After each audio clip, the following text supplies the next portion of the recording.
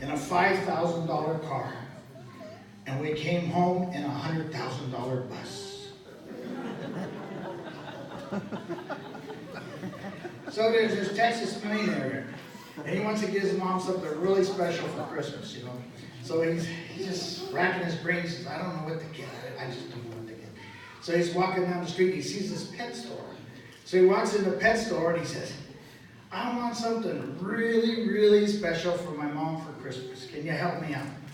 And the proprietor of the store, he thinks about it. He says, I got just the thing. He says, come on over here. He says, I got this minor bird. He knows the 23rd Psalms, and he can recite the Lord's Prayer. And he says, that sounds great. He says, I want you to send it to my mom for Christmas. So Christmas morning comes around, he calls his mom up and says, Mom, did you get my present? She says, oh, yes, I did. She said, did you like it? She says, oh, yes, it was delicious.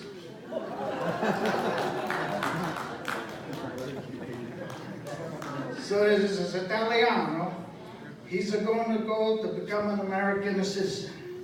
He goes up in front of the judge and he says, Judge, Your Honor, he says, I learned about the Christopher Columbus and the George of the Wash, and I learned all about American history, and I really want to become an American citizen.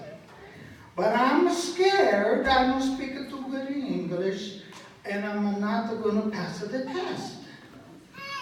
So the judge is sitting up on the stand in his stately robes, and he looks down and he says, hey, don't you worry, you're going to pass the test. Okay, so there's this store, a little merchandising here. There's this store that wants to really increase their sales. So they decide to advertise on radio, television, newspaper, everything. They're advertising, and they got what they call loss leaders, you know. They got milk for 10 cents a gallon, bread for 5 cents a loaf. So here's the next morning. The line to this store is 2 blocks long. 2 blocks of line of people. Well, there's this little Jewish man standing in the back of the line, and he starts pushing and shoving and wiggling and conniving and wiggling his way up to the front of the line. The big Irishman says, hey, buddy, get back at the end of the line. So he goes back to the end of the line. A little while later, he starts pushing and shoving and wiggling his way back up to the front of the line. About that time, the Irishman hauls off and heads him, knocks him down in the middle of the street. Policeman comes up, says, what's going on here?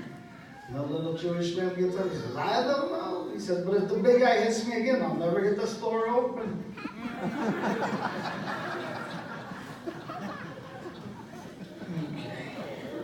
So my aunt was reading in this health food magazine about how beneficial it is to take a milk bath.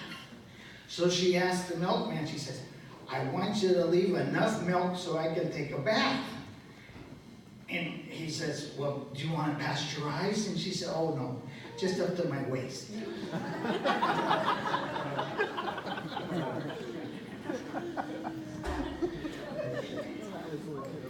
So a man and wife were out on the patio eating breakfast, and they're eating breakfast out on the patio, and it's a beautiful day, the sun's shining, and they're sitting there eating their stuff and their food. And the wife looks at her husband and says, you know, if anything should happen to me, would you get married again? And he says, well, that's a horrible thing to start talking about on a beautiful day like this. Why would you even bring that up? Oh, I don't know. Well, maybe I'll get lonesome. I might get married again. And she said, oh.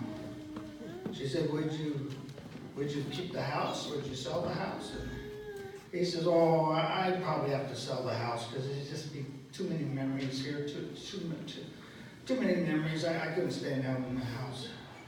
So, well, how about my car? Would you sell my car? And he says, well, he says, I probably would sell the car because every time I saw the car drive up, I would think of you, and I would just be too sad.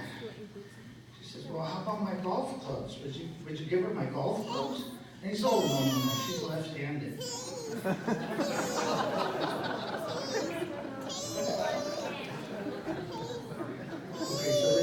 guys golfing. These two guys go out golfing. And they're having a great time, they're golfing away, and when they get up through the golf course, there's this road that divides it, goes right down the center of the golf course. And this road goes up a hill and up to the cemetery.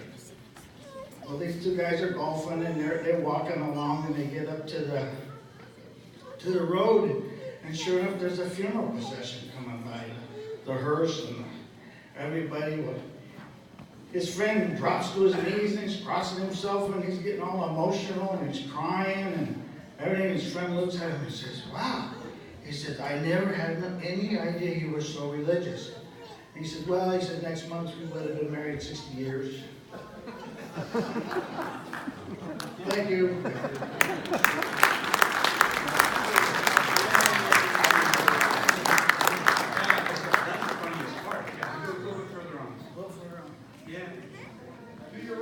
That's right.